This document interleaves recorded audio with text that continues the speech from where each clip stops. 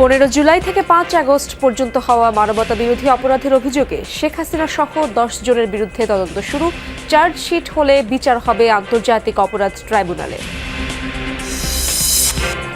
DB কার্যালয়ে 10 দিনের রিমান্ডে নেওয়া সালমান আনিসুলের চলছে জিজ্ঞাসাবাদ। গ্রেপ্তার হওয়ার টুকু, পলক ও সৈকত রয়েছেন হেফাজতে। শোকাবহ 15ই আগস্ট আজ। 75-এর এই দিনে বঙ্গবন্ধু শেখ মুজিবকে হত্যা করা হয় সপরিবারে। সীমিত পরিসরে কয়েক জেলায় স্মরণ ও শোক সভা। 15 জুলাই থেকে 5 আগস্ট পর্যন্ত সংঘটিত হত্যা, গণহত্যা, নির্যাতন সহ মানবতা বিরোধী অপরাধের অভিযোগে শেখ হাসিনা সহ 10 জনের বিরুদ্ধে তদন্ত শুরু করেছে আন্তর্জাতিক অপরাধ ট্রাইব্যুনালের তদন্ত সংস্থা। অভিযোগকারী আইনজীবী গাজী MH তামিম জানান, বুধবার রাত থেকেই কাজ শুরু করেছে তদন্ত সংস্থা। গতকালই 15 জুলাই থেকে 5 আগস্ট পর্যন্ত সংঘটিত মানবতা বিরোধী অপরাধের অভিযোগে শেখ হাসিনা সহ 10 জনের বিরুদ্ধে তদন্তের জন্য ট্রাইব্যুনালে অভিযোগ দেয়া হয়। কোটা সংস্কার আন্দোলনে নিহত বাগেরহাটের আরিফ আহমেদ সিয়ামের পিতা মোহাম্মদ বুলবুল কবিরের পক্ষে আন্তর্জাতিক অপরাধ ট্রাইব্যুনালে তদন্ত সংস্থায় এই আবেদন করা হয়। একই অপরাধে ব্যক্তির পাশাপাশি দল ও সংগঠন হিসেবে আওয়ামী লীগ, যুবলীগ ও ছাত্রলীগের বিরুদ্ধে ব্যবস্থা নেওয়ার আবেদন জানানো হয়। এছাড়া শেখ হাসিনা সরকারের মন্ত্রী, প্রতিমন্ত্রী, সংসদ সদস্য ও পুলিশ কর্মকর্তাদের বিরুদ্ধেও আইনানুগ ব্যবস্থা নেওয়ার আবেদন করা হয়েছে। ওনারা এই তদন্ত প্রক্রিয়া চালাবেন।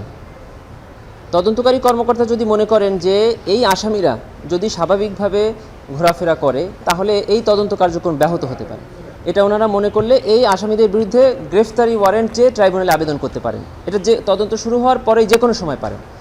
যখন এটা করবেন সাথে সাথে তখন এটি ট্রাইব্যুনালের একটি মিস কেস নাম্বার পড়বে। আর যদি ওনারা এটা না করেন তাহলে ওনারা তদন্ত প্রক্রিয়া শেষ করবেন, তদন্ত প্রতিবেদন তদন্ত সংস্থা ট্রাইব্যুনালের চিফ প্রসিকিউটর বরাবর জমা দিবেন। দর্শক, এই ব্যাপারে আরো জানবো আমার সহকর্মী নুরনবী সরকার, তিনি রয়েছেন আন্তর্জাতিক অপরাধ ট্রাইব্যুনালে। সরাসরি যাচ্ছি তার কাছে। নুরনবী, গতরাত থেকেই তো তদন্ত শুরু হয়েছে, এ ব্যাপারে সবশেষ কি কি তথ্য রয়েছে আপনার কাছে? দেখুন, তদন্ত শুরু হয়েছে মানেই যে একদম মাঠ পর্যায়ে কাজ শুরু হয়ে গেছে তা না। অফিসিয়াল কাজগুলো এখন সম্পন্ন করা হয়েছে। মামলাটি গতকালই নথিবদ্ধ করেছে এই ট্রাইব্যুনালের যে তদন্তকারী সংস্থা এবং ট্রাইব্যুনালের মধ্যে লিয়াজ অফিসার রয়েছেন SI আজিজুল ইসলাম, তার সঙ্গে কথা হয়েছে। তিনি বলেছেন যে মামলাটি তে এখন ঊর্ধ্বতন কর্তৃপক্ষের অনুমতি নিয়ে সেটিতে তদন্ত কর্মকর্তা নিয়োগ করা হবে, তারা আসলে তদন্ত শুরু করবেন। সরকারের পক্ষ থেকে কালকে আইন উপদেষ্টা বলেছিলেন যে এই ট্রাইব্যুনালেই যে বিচার করা সম্ভব 15 জুলাই থেকে 5 আগস্ট পর্যন্ত যে সংগঠিত হত্যাকাণ্ডগুলো হয়েছে আন্দোলনকে ঘিরে সেগুলোর। কিন্তু প্রশ্ন হচ্ছে এই ট্রাইব্যুনাল কিন্তু স্থাপন করা হয়েছিল 1971 সালের মানবতা বিরোধী অপরাধে যে যুদ্ধকালে যে অপরাধ সংগঠন করেছিল রাজাকার এবং তার দোসররা, তাদের বিচারের জন্য এটি মূলত গঠন করা হয়েছিল। 1973 সালে সে আইন 2009 সালে সংশোধন করে 2010 সালে কিন্তু আসলে এটি গঠন করা হয়েছিল। এ পর্যন্ত এখানে 50টির মতো মামলা হয়েছে। 131 আসামির মধ্যে 90 জন আসামির এখানে মৃত্যুদণ্ড হয়েছে, কার্যকর হয়েছে জামাতের বেশ কয়েকজন এবং বিএনপি নেতা সালাউদ্দিন কাদের চৌধুরী। অর্থাৎ এখানে এই যুদ্ধ অপরাধের সঙ্গে সংগঠিত যে অপরাধগুলো ছিল সেগুলোর মামলা কিন্তু বিচার করা হতো। এখানে এখন দুটো ট্রাইব্যুনালের জায়গায় এখন একটি ট্রাইব্যুনাল আছে। সেই ট্রাইব্যুনালে 3 জন বিচারকের মধ্যে 2 জন বিচারপতি রয়েছেন। এদের মধ্যে একজন আবু আহমেদ জমাদার রিটায়ারমেন্টে যাওয়ার কারণে সেই ট্রাইব্যুনালে একজন বিচারক না থাকায় সেই ট্রাইব্যুনালে এখন ফাংশন করতে পারবে না। নতুন করে ট্রাইব্যুনালে বিচারপতি দিলে তারপরে সেই ট্রাইব্যুনাল বিচার কাজ শুরু হতে পারবে। আর এখন পর্যন্ত 30টির মতো মামলা আন্তর্জাতিক অপরাধ ট্রাইব্যুনালে কিন্তু বিচারাধীন রয়েছে। তবে যেহেতু এই বিষয়টি নিয়ে একটি প্রশ্ন আইনজীবীদের মধ্যে ভিন্নমত রয়েছে, এই মামলায় এভাবে বিচার কাজ সংগঠন করা যাবে কিনা এখানে, তাহলে হয়তোবা সেক্ষেত্রে কেউ যদি উচ্চ আদালতে আপিল করতে চায় তাহলে হয়তো আপিল বিভাগ থেকে, হাইকোর্ট বিভাগ থেকে বা আপিল বিভাগ থেকে কিন্তু এটির সুরাহা হয়ে যেতে পারে। কিন্তু সরকারের পক্ষ থেকে স্পষ্ট ঘোষণা করে দিয়েছে এবং তারা এই আইন গবেষণা করে দেখেছে। আইন উপদেষ্টা গতকাল যেরকম বলেছিলেন যে অপরাধ সংগঠন হয়েছে শেখ হাসিনার নেতৃত্বে ওবায়দুল কাদের, ডিবি হারুন বা IGP সহ বেশ কয়েকজনকে এখানে আসামি করা হয়েছে ওই মামলায়, তাদের বিচারিক প্রক্রিয়ার জন্য এরই মধ্যে মামলা নিবন্ধন করা হয়েছে। এখন তদন্ত কর্মকর্তা অনুসন্ধান শুরু করবেন, তারপরে বিচারিক কার্যক্রম শুরু হতে পারে। ধন্যবাদ আপনাকে। স্বাধীনতা দিবসের ভাষণে বাংলাদেশের বর্তমান পরিস্থিতি নিয়ে মন্তব্য করলেন ভারতের প্রধানমন্ত্রী নরেন্দ্র মোদী। ভারতকে প্রতিবেশী দেশের শুভাকাঙ্ক্ষী হিসেবে উল্লেখ করেন তিনি। বলেন, বাংলাদেশের সংখ্যালঘু হিন্দু সম্প্রদায়ের নিরাপত্তা নিয়ে তার দেশের 140 কোটি মানুষ উদ্বিগ্ন। আশা করেন দ্রুতই স্বাভাবিক হবে বাংলাদেশের পরিস্থিতি।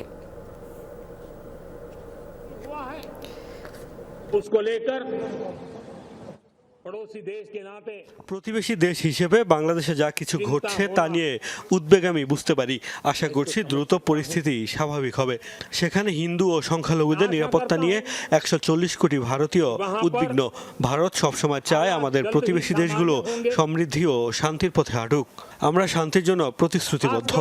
সামনের দিনগুলোতেও বাংলাদেশের উন্নয়নের সহযোগী হিসেবে থাকবে ভারত।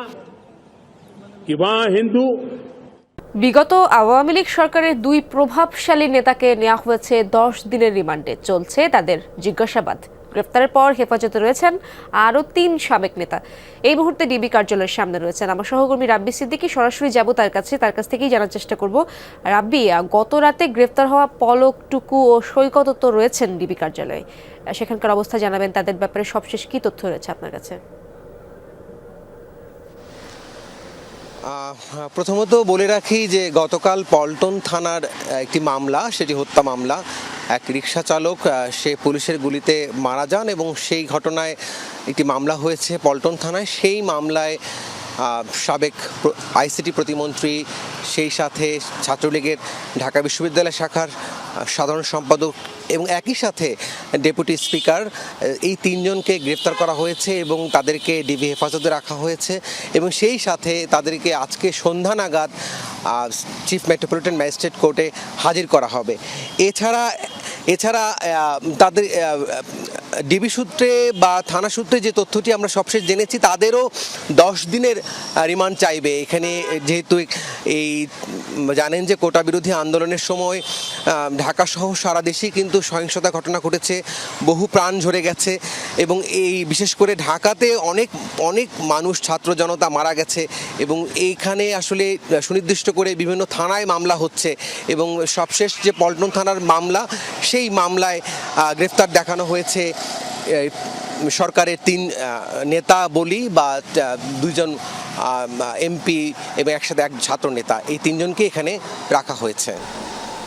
রাব্বি, আমাদের সালমান এফ রহমান এবং আনিসুল হকের জিজ্ঞাসাবাদের ব্যাপারেও জানাবেন। সে ব্যাপারে কি তথ্য রয়েছে আপনার কাছে? নিউ মার্কেট থানার আরেকটি হত্যা মামলা এবং এক দোকান কর্মচারী সেই শাহজাহান মারা যায় পুলিশের গুলিতে এবং সেই ঘটনায় শাহজাহানের মা নিউ মার্কেট থানায় বাদী হয়ে হত্যা মামলা করে। সেই মামলায় সাবেক আইনমন্ত্রী আনিসুল হক এবং একই সাথে প্রধানমন্ত্রীর উপদেষ্টা সালমান এফ রহমান, সেই 2 জনকে কিন্তু 10 দিনের রিমান্ডে আনা হয়েছে। তারা রিমান্ডে আছেন। মূলত রিমান্ড চেয়েছে বা রিমান্ড পেয়েছে কিন্তু পুলিশ। যেহেতু আপনি জানেন যে সারা দেশ সহ ঢাকারও কিন্তু অধিকাংশ থানায় ভাঙচুর চালানো হয়েছে, আগুন দেওয়া হয়েছে এবং থানাগুলো এখনও অতটা নিরাপদ না। সে কারণে আসলে পুলিশি রিমান্ড হলেও তাদেরকে ডিবির হেফাজতে রিমান্ডে জিজ্ঞাসাবাদ করা হচ্ছে এবং যতজন আসামিকেই গ্রেপ্তার করা হচ্ছে না কেন, সবাইকে কিন্তু ডিবির এই কার্যালয় থেকে সেই আসামিগুলোকে আদালতে নেওয়া হচ্ছে এবং রিমান্ড মঞ্জুর হলেও কিন্তু তাদেরকে এই ডিবি কার্যালয়ে কিন্তু রাখা হচ্ছে। সবশেষ এইটুকুই তথ্য আছে। বিচারপতিদের অপসারণের ক্ষমতা সংসদ সদস্যদের হাতে এনে সংবিধানের ষোড়শ সংশোধনী অবৈধ ও বাতিল ঘোষণা করে দেয়া আপিল বিভাগের রায়ের বিরুদ্ধে রিভিউ আবেদন শুনবেন আপিল বিভাগ। বহুল আলোচিত এই রায়ের বিরুদ্ধে রাষ্ট্রপক্ষের রিভিউ আবেদনের ওপর শুনানি হবে অক্টোবরের শেষ সপ্তাহে। আজ প্রধান বিচারপতি সৈয়দ রেফাত আহমেদের নেতৃত্বে 5 বিচারপতির আপিল বেঞ্চ এই দিন ধার্য করেন। আদালতে রিভিউ আবেদন শুনানির জন্য উপস্থাপন করেন রিটকারী আইনজীবী অ্যাডভোকেট মঞ্জিল মোর্শেদ।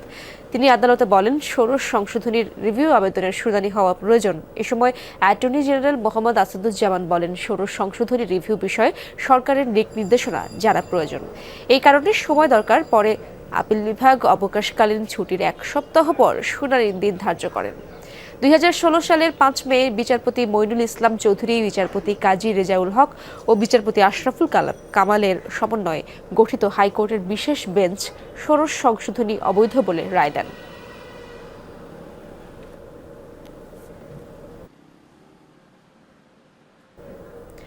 আজ 15ই আগস্ট 1975 সালের এই দিনেই শেখ মুজিবুর রহমানকে সপরিবারে হত্যা করা হয়। আওয়ামী লীগের শাসনামলে দিনটি জাতীয় শোক দিবস হিসেবে পালন করা হতো। অবশ্য এইবার তেমন কোনো উদ্যোগ চোখে পড়ছে না। এই মুহূর্তে ধানমন্ডি 32 নম্বরে রয়েছেন আমার সহকর্মী ভাস্কর ভাদুরী। সরাসরি যাব তার কাছে। ভাস্কর, সকাল থেকেই তো আপনি ধানমন্ডি এলাকাতেই রয়েছেন, সেখানকার বর্তমান পরিস্থিতি আমাদেরকে জানাবেন।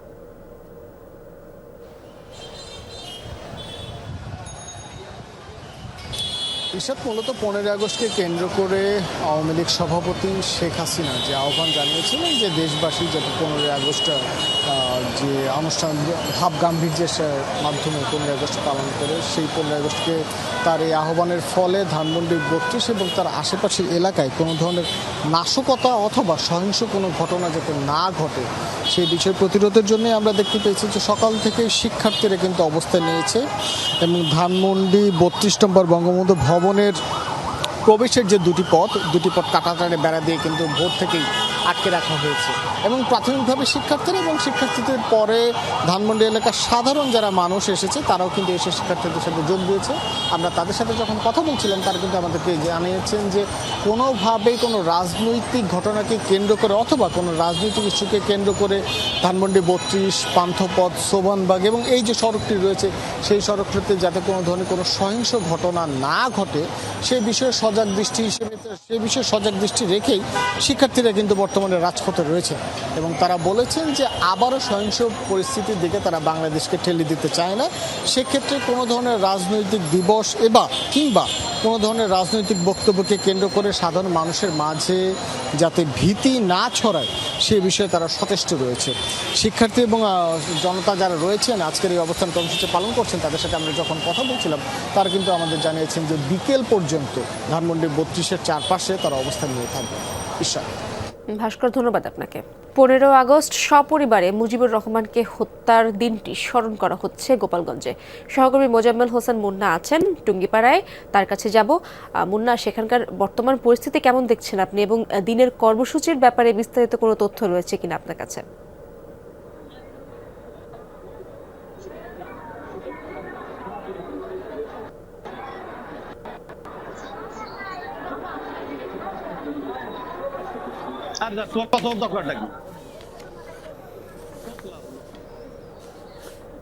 মুন্না, আপনি কি আমাকে শুনতে পাচ্ছেন?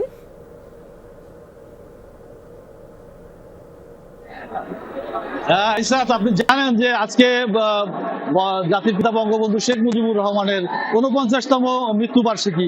এই দিনে জাতির পিতার মৃত্যুবার্ষিকীটি কিন্তু আসলে একটু ভিন্ন পরিবেশে ভিন্নভাবে কিন্তু এবছর পালিত হচ্ছে। কারণ আমরা সবাই জানি যে এই গত 5 তারিখে প্রধানমন্ত্রী শেখ হাসিনা পদত্যাগ করেছেন এবং যে কারণে স্বাভাবিকভাবেই অন্যান্য বার যেভাবে এই দিনটি পালন করা হয় টুঙ্গিপাড়ায়, এবছর কিন্তু একটু ভিন্নভাবে এই দিনটি পালন করা হচ্ছে এবং মানুষ কিন্তু ভিড় জমে না। এবছর কিন্তু অসংখ্য শেখ হাসিনা প্রেমী না, বঙ্গবন্ধু প্রেমী যারা বঙ্গবন্ধুকে মনে প্রাণে যারা ভালোবাসেন তারা কিন্তু টুঙ্গিপাড়ায় বঙ্গবন্ধু সমাধিসৌধের সামনে এসে জড়িয়েছেন।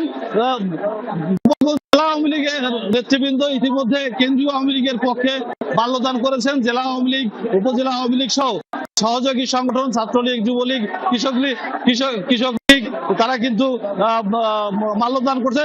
ব্যক্তিগতভাবেও কিন্তু অনেকে এখন মাল্যদান করছে। ইসরাত। মুন্না, ধন্যবাদ আপনাকে। আজ শোকাবহ 15ই আগস্ট, বঙ্গবন্ধু শেখ মুজিবুর রহমানের শাহাদাত বার্ষিকী। ইতিহাসের এই দিনেই সপরিবারে হত্যা করা হয় বঙ্গবন্ধুকে। আওয়ামী লীগ সরকারের গত 3 মেয়াদে 15ই আগস্ট জাতীয় শোক দিবস হিসেবে পালিত হলেও এবার বাতিল করা হয়েছে সেটি। 15 আগস্ট 1975 সদ্য স্বাধীন বাংলাদেশের ইতিহাসে এক কালো অধ্যায়। 15 আগস্ট ভোররাতে কিছু সংখ্যক বিপদগামী সেনা সদস্য ধানমন্ডি 32 নম্বরের বাসভবনে বঙ্গবন্ধু শেখ মুজিবুর রহমানকে সপরিবারে হত্যা করে। বঙ্গবন্ধুকে হত্যা করেই থামেনি ঘাতকরা। তাদের হাতে একে একে প্রাণ হারিয়েছেন বঙ্গবন্ধুর সহধর্মিণী বেগম ফজিলাতুন্নেসা মুজিব, ছেলে শেখ কামাল, শেখ জামাল ও শিশু শেখ রাসেল সহ পুত্রবধূ সুলতানা কামাল ও রোজি জামাল।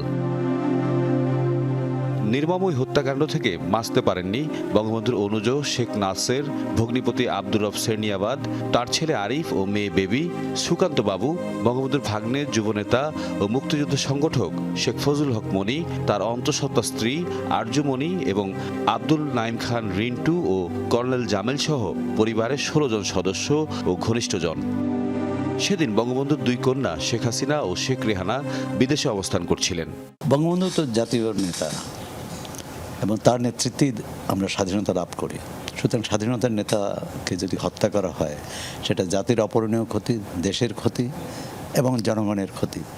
এই ক্ষতি পুষিয়ে কিভাবে পোষানো যাবে সেটি তাকে তো আর ফিরে পাবো না।